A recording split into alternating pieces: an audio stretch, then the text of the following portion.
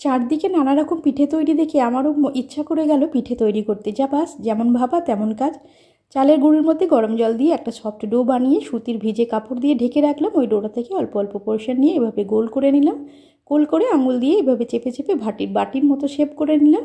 ওর মধ্যে আমি একটু ক্ষীরে আর নারকেলের দিয়ে পুর তৈরি করে রেখেছি। পুরটা দিয়ে ভালো করে এভাবে আটকে দিলাম। পিঠের শেপ আর সাইজ আপনারা আপনাদের ইচ্ছা মতো যে কোনোভাবেই তৈরি করে নিতে পারেন। আমি এভাবে তৈরি করলাম। সমস্ত পিঠেগুলোই তৈরি করে নেব। আপনি যদি আমার চ্যানেলটা প্রথম ভিজিট করে থাকেন, চ্যানেলটা সাবস্ক্রাইব করে পাশে থাকার অনুরোধ রইল। সব পিঠেগুলো তৈরি করে নিয়েছি। একটা পাত্রের মধ্যে জল নিয়ে ঢাকা দিয়ে জলটা মিডিয়াম হিটে যখন ফুটে উঠেছে, একটা স্ট্রেনারের মধ্যে ঘি ব্রাশ করে যে পিঠেগুলো তৈরি করেছি ওগুলো একে একে দিয়ে দেব। দিয়ে ওই গরম জলের উপর বসিয়ে ঢাকা দিয়ে 10 মিনিটের মতো ঢাকা দিয়ে রাখবো। স্টিমেতে সুন্দরভাবে পিঠেগুলো সেদ্ধ হয়ে যাবে।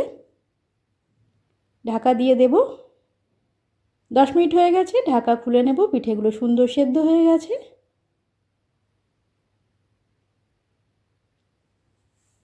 অনেকে এটা ভাপা পিঠে বলে, অনেকে এটা সেদ্ধ পিঠে বলে। যে যাই পিঠে বলুন, স্বাদ তো সেই অসাধারণ। খেজুরের গুড় দিয়ে এটা আমি নিয়ে নিলাম। আজকে রাতের ডিনারটা তো আমি এটা দিয়েই করে ফেললাম। শীতের রাতে গরম গরম সেদ্ধ পিঠে বা ভাপা পিঠে, সঙ্গে খেজুরের গুড় অসাধারণ লাগে। পিঠের ভেতরে ক্ষীরের পুরও আছে, ক্ষীর নারকেলের পুর দেওয়া আছে। অসাধারণ স্বাদের সেদ্ধ পিঠে বা ভাপা পিঠে খেজুরের গুড় দিয়ে দুর্দান্ত লাগে। দেখুন,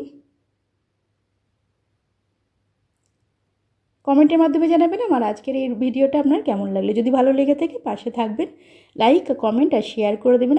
আজ এ পর্যন্ত, আবার দেখা হবে নতুন রেসিপির সঙ্গে। সকলে সুস্থ থাকবেন, ভালো থাকবেন।